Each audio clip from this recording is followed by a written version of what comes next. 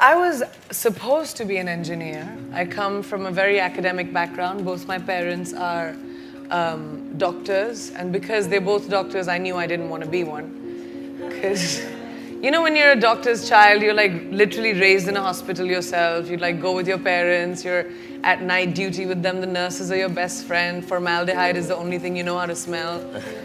It's a disaster. So I was like, I'm never gonna be a doctor, and I decided, I was very academically inclined. I loved physics and math. I wanted to be an aeronautical engineer. I wanted to build planes. And when I came back from America, I went to high school in America, and I came back at the age of 16. And my mom thought, like most moms do, that my daughter is the prettiest girl in the room. And I was getting photographs taken in, you know, a small photo shop in Bareilly, just for a scholarship program for Australia where I wanted to apply. And the photographer was like, oh, you know, you're really pretty. Can I take some more pictures? And for a 16-year-old girl, you know, your vanity is peaked at that point. I was like, sure, of course. I will allow it. Soft focus pictures with my hand on my chin like that, like disaster. Anyway, those pictures were sent in by my mother to Miss India. For some reason, they picked me. I won that pageant, then I won Miss World. I was still just 18. Movie offers from Indian movies started coming my way. I didn't know what to do, but my dad and I had a chat, and my father told me that, you know, I never want you to have a what if in your life. You're 18 years old, give it a shot for a year and a half. If you're terrible, you can always go back to college. I don't think confidence is something that you are born with. I don't think confidence is, it's a skill set. And I had no confidence growing up. As a child, I was I had very low self-esteem. I was gawky as a teenager. I lived in America. I was made to feel conscious about the fact that I was Indian. That was weird at that time. And not by everyone, but just by like a few bullies in school that hated me. And high school's hard for everyone. But so I was in a very weird sort of teenage place. And when Miss India happened, I'm inherently competitive. I think the fact that I was competitive pushed me to teach myself to be confident. Initially, I faked it till I made it.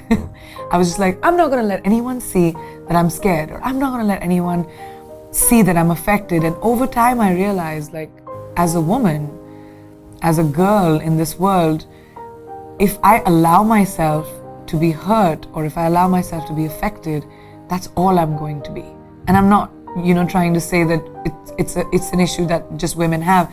It's not easy to be a woman in show business, and especially a woman who's opinionated, especially someone whom I'm sort of like, and I wasn't like that from the beginning. I sort of learned. So confidence is something I taught myself over the years. I started becoming okay with who I am. I became the best version of me.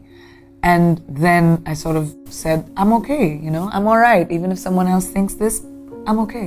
And everyone can do that. People just don't realize it. I mean, I was Miss World at 18 just because I was confident. So it made me understand that confidence truly is the key to getting ahead in life. If you believe in yourself, the world will believe in you. Because perception is reality. There's only one you, okay? Because there's no one like you. And I don't mean the superfluous, superficial parts. I'm talking about the core of you, who you are inside, your values, your beliefs, your flaws. And once you understand who really that person is, you would have taken the first step in finding your unique self. And that is the best version of you. Who am I really? Most often, we don't allow ourselves the ability to dream beyond our imagination. We don't allow ourselves to think about the future because we are afraid of change. We are afraid to move away from what is familiar. Either that, or sometimes, you know, we are too rigid to let our dreams evolve. Just loosen up, you know, shake it off a little bit. Change is the only constant thing in life, and you are never too old or never too experienced to learn something new. Believe that you have everything already as your Brahmastra in your will to be able to be and achieve your dreams. Be fearless. I know I wanted to become an aeronautical engineer. What am I today? I'm an actor, I'm a singer, I'm an author, I'm a producer, I'm an artist. How did I go from becoming an engineer to all of these things? I made choices. The choices that I wanted for myself. So that is my rule number 2. Let your dreams fly. Give them wings. Be who you want to be just by being fearless. Now, opportunities. That's another important part of being fearless. They're a very funny thing, these opportunities. They don't come very often. They come far and few in between. But when they do we recognize them? Our job is to recognize them and make the most of them. I look back on all the things that I've done and I marvel at the opportunities that came my way. Miss India, Miss World, when I was in Bareilly in army school. My first film offer, my first music single, the first film I actually produced. There was never a plan, ever. More like the universe sort of guiding me towards these opportunities. All I had to do was recognize them and make sure I worked so hard that I squeezed every drop out of these opportunities. This, ladies and gentlemen, is called drive. It's called ambition. So no matter where you are in life, rule number 3 is you have never arrived enough to explore new opportunities. I believe in destiny. I do believe that destiny and hard work go hand in hand. Destiny will make you find opportunities. It is up to you and your aptitude to recognize them. I was not born with a silver spoon. I think none of us are. And you can't replace hard work, hustle. You cannot replace, wanting something bad enough and actually going after it. You have to push the envelope. Yeah. There's been too many generations that have been defined by what people think, we can achieve, or, limitations that have been imposed because of people not being able to think or dream big enough. And I think it's every generation's responsibility to show the endless possibilities to the next.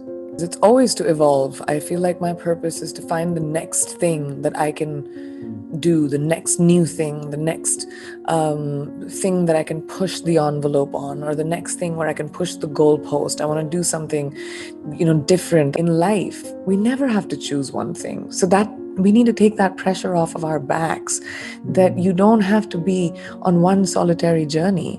You can choose to be on any journey at any time. You can choose to feel, as long as you take the pressure. We put too much pressure on ourselves to function. We create boxes and glass ceilings for ourselves because we're like, oh, this is the only way I can be, and that's how you are successful. There's no black or white in the world. Everyone lives in grays. I think influence is a state of mind. I don't think it's something you do. I don't think it's your actions. I think it's who you are and being comfortable with who you are that influences other people to say, oh, okay, maybe I could do that. Or, oh, all right, I can think like that. It's not that hard. I think that's what influences. I wouldn't like to put the burden of philanthropy on it. Philanthropy is between you and God, I guess.